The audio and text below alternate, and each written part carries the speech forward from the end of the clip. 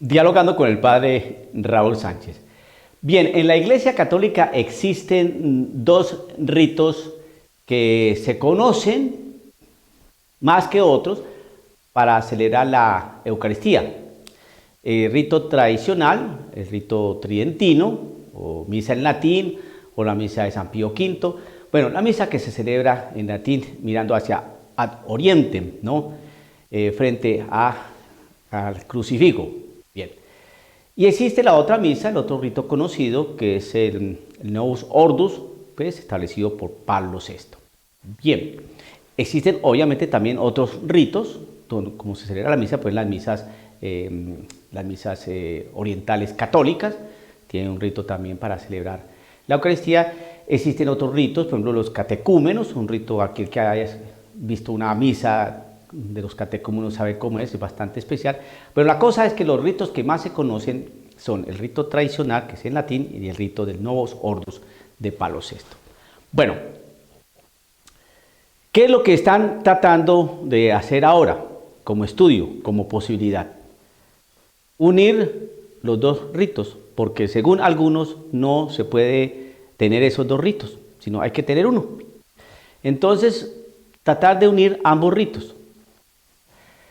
Así como van las cosas, lo que sí veo es que si al unirse los dos ritos, entonces, ¿qué es lo que se va a poner de uno y qué es lo que se va a poner del otro?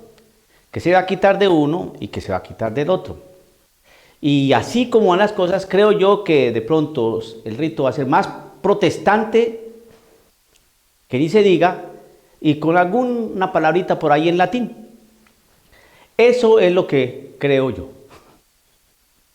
¿Por qué estoy diciendo esto? Bueno, porque a ojo de buen cubero, sin ser alarmista, sin ser pesimista, sin ser derrotista y sin mirar las cosas con una angulosidad negra y sospechosa, los hechos son demasiado evidentes. ¿Qué hechos? Lo que se está haciendo, no sé por parte de quién, pero se está haciendo, tratar de ablandar todo lo que es la liturgia de la misa. Vamos a casos concretos para que usted vea que así es. La Iglesia Católica ha sido bien firme desde un principio con la Eucaristía. Hay que examinar muy bien su conciencia para no acarrearse su propia condenación consumiendo el pan, el cuerpo de Cristo indignamente. Eso es bien claro. Conviértanse, existe el sacramento de la reconciliación, mi paz les dejo, mi paz les doy, ahora les doy a ustedes la paz, así como el Padre me envió, yo los envío a ustedes, les dio el Espíritu Santo, y al que perdona los pecados le quedan perdonados, y a los que no le quedan retenidos. Y una vez ya ya confesados, las personas podían recibir el pan eucarístico, la Eucaristía. Bien. Pero a través de los años se ha venido ablandando la liturgia de la misa. Esto que estoy diciendo acá, pues los videos, gracias a Dios existe material fílmico que me respalda lo que estoy diciendo. Simplemente ver una misa después del año 1970 para que usted observe que da tristeza. Da tristeza.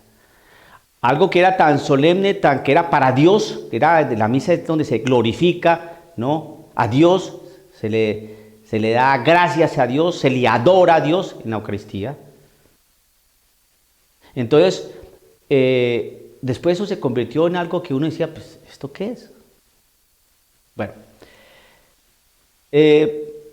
pasaron los años y entonces se hacen cosas como, se inventaron algo que es los ministros de la comunión. Los ministros extraordinarios de la comunión. ¿Cuándo era que se utilizaban los ministros extraordinarios de la comunión?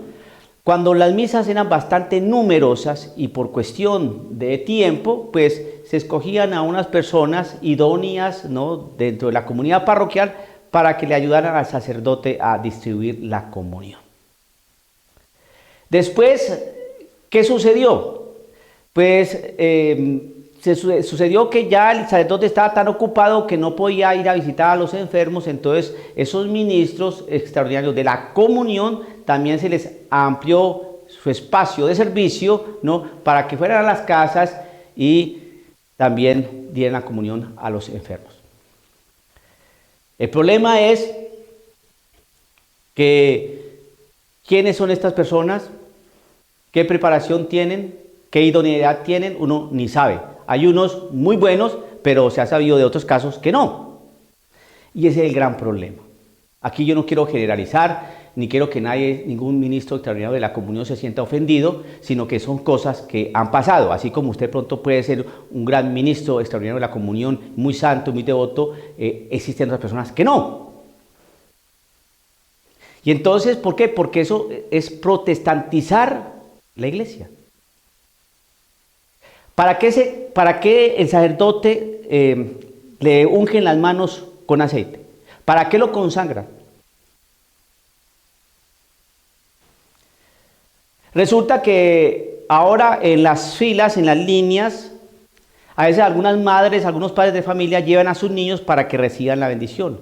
Y el laico, es decir, el ministro extraordinario de la comunión, también da la bendición, imparte la bendición. ¿Y por qué? Entonces, las manos de un sacerdote, de un consagrado, son iguales a las manos de un laico común y corriente. Ah, es que usted es un cura especial. No, es que nosotros fuimos consagrados para eso. Así sea, estas manos sean de asesino.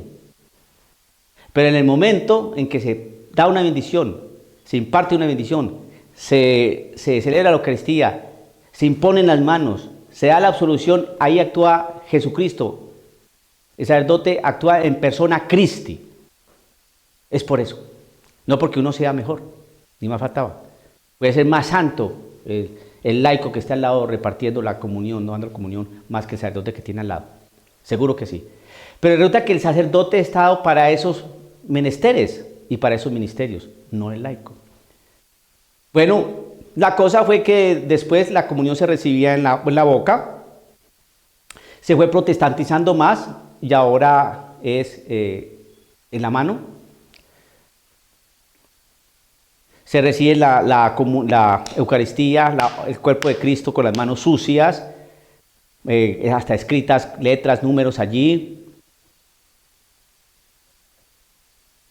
Hay gente que toma la hostia y no la consume, sino que se la lleva, la profanan y todo ese tipo de cosas. Entonces hay un relajamiento con la Eucaristía.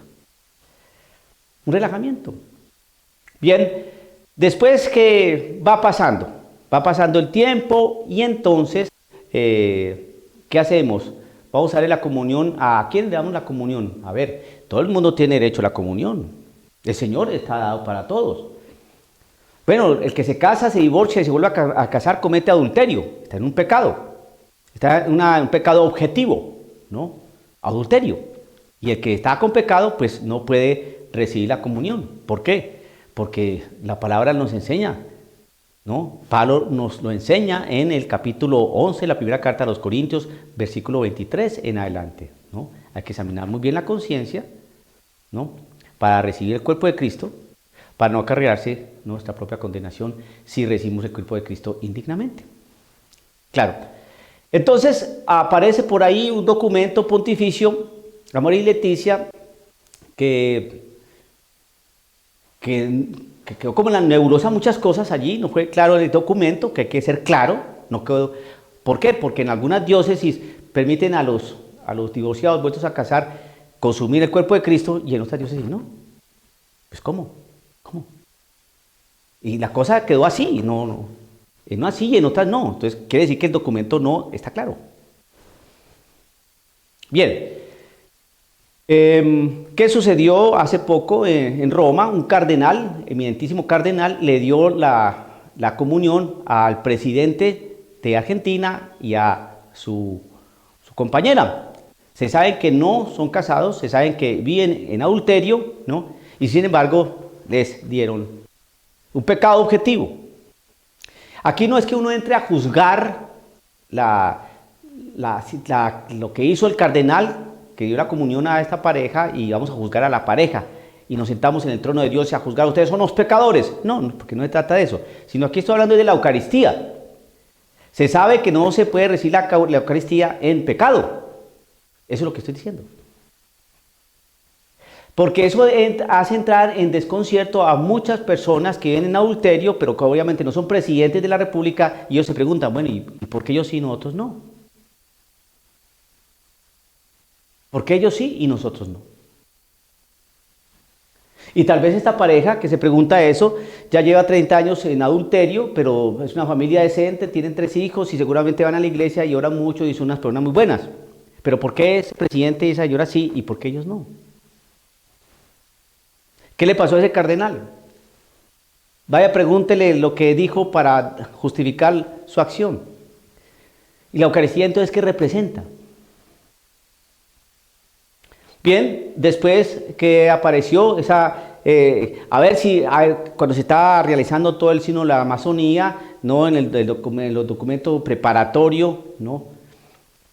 Y entonces estaban buscando a ver si se podían ordenar a hombres, los viri probatis, ¿no? Hombres ya maduros, con experiencia, hombres buenos, de moral alta, de mucho testimonio en la comunidad, para ordenar a los sacerdotes, para que repartieran la comunión, dieran la comunión a una exigua población indígena. No prosperó esa idea, ¿no? Y ahí quedó, pero se hizo el esfuerzo. Ahora en Alemania, la intercomunión, los luteranos casados con católicos, que ellos pueden recibir el cuerpo de Cristo, pero si no creen que Jesucristo está en ese cuerpo y no creen en la confesión, entonces ¿para qué recibirlo? No importa, ¿por qué no? Se está trabajando a ver si ordenan mujeres presbíteros o diaconisas o episcopas o obispas, no sé cómo decirles. Se está trabajando todo eso. El Señor instituyó la Eucaristía y escogió a 12 varones, punto. Eso lo determinó nuestro Señor Dios, pero le quieren corregir la plana a Dios.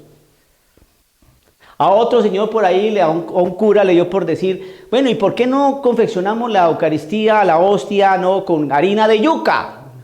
Que es más fácil que se conserven estos climas tan húmedos y tan cálidos. Sabiendo que la Eucaristía siempre se ha hecho con harina de trigo y hemos pasado por fuego, por nieve, por frío, por calor, por invierno, por lo que sea, y siempre se ha consumido el cuerpo de Cristo, la hostia, la forma, con harina de trigo. Pero a ese cura le dio por decir que con harina de yuca. Y así las cosas. Ahora esto último, con este COVID-19, que uno se asombra, que uno ve los restaurantes, ve los supermercados, y la gente común y corriente, muchos con mascarilla, otros sin mascarilla, con guantes, sin guantes, se codean, se hablan, y las autoridades sanitarias no dicen nada. Pero vaya usted a la iglesia, cómo está celebrando la Eucaristía, qué dicen las autoridades sanitarias y qué dicen las autoridades de la iglesia. ¿Por qué en esos sitios, teatros, bancos, universidades, supermercados, allá como que no hay virus, pero en la iglesia como que sí hay mucho? Entonces todo ese tipo de cosas, ¿qué? Que si podemos recibir la Eucaristía, el cuerpo de Cristo en la mano o en la boca, se ha sabido ya por la ciencia que es más contagioso en la mano, ya se ha sabido, pero no. Reciban en la mano. ¿Y por qué no en la boca? ¿Por qué no? ¿Por qué no? Ni de rodillas. ¿Y por qué no? Y esas cosas se van diciendo y se van comunicando y se van haciendo. Y ahora esto último, a ver si hay posibilidad de unir el rito tradicional en latín y el rito del Novus Ordo de Pablo VI, y unir a ver cómo sale, porque la iglesia no puede vivir con esos dos ritos, porque hasta siempre no, hay que mirar cómo se une. Y al unirlos, entonces ustedes saben qué va a pasar, pues de una vez van a destruir y acabar con la misa tradicional y van a hacer de la misa Novus Ordo quién sabe qué cosa. Y así las cosas con la Eucaristía. Y quién sabe qué otros pasajes, se me ha olvidado ahorita sobre la Eucaristía, Y es importante porque la Eucaristía es la misma presencia real de Cristo que nos alimenta. Es Cristo Jesús que está allí, en ese pan. Y esto es mi cuerpo, y esta es mi sangre. Y el que coma mi cuerpo y de mi sangre tendrá la vida eterna. Pero no quieren creer.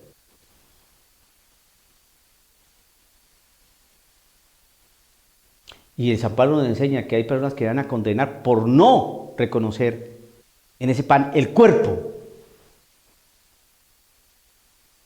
La gente en estos momentos no piensa en los milagros eucarísticos, que ya hay muchísimos, con testimonios, con certificaciones, por la ciencia, que descartan toda posibilidad de engaño. Pero sin embargo, ni así. ¿Qué quieren hacer con la Eucaristía? ¿Y qué quieren hacer con nuestra fe? Entonces yo como pastor de almas, ¿qué es lo que pretendo con estos videos?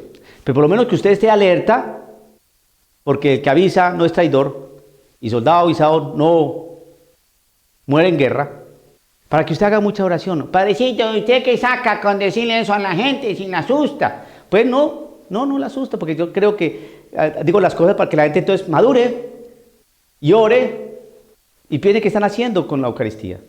Porque si no les digo esto, entonces, y si no se dice, ¿y por qué no nos dijeron? ¿Y por qué no nos avisaron? ¿Y dónde están los curas que nos deben alertar?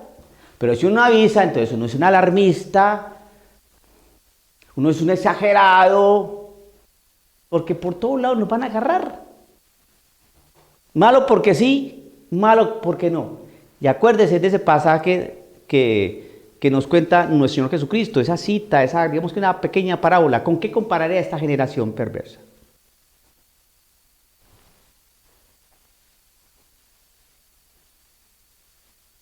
Les tocamos canciones tristes y no quisiste llorar. Canciones alegres, no quisiste cantar ni bailar. Entonces, ¿cómo? ¿Cómo hacemos entonces? Vino Juan el Bautista, que invitaba a la conversión, que no comía, que no bebía, que no se metía con nadie. Y ese es hijo de Belcebú. Vengo yo, que como, que comparto, y ese es un borracho, un comilón. ¿Qué hacemos? Pero una cosa es clara. Algo sí quieren hacer con la Eucaristía y eso para mí es muy evidente. No seamos necios ni seamos tontos, que algo sí está pasando muy feo en la iglesia respecto a la Eucaristía, por decir solamente un aspecto que es fundamental, pero solamente un aspecto de la Eucaristía, y hay otros más que son bien complejos. Dialogando con el padre Raúl Sánchez.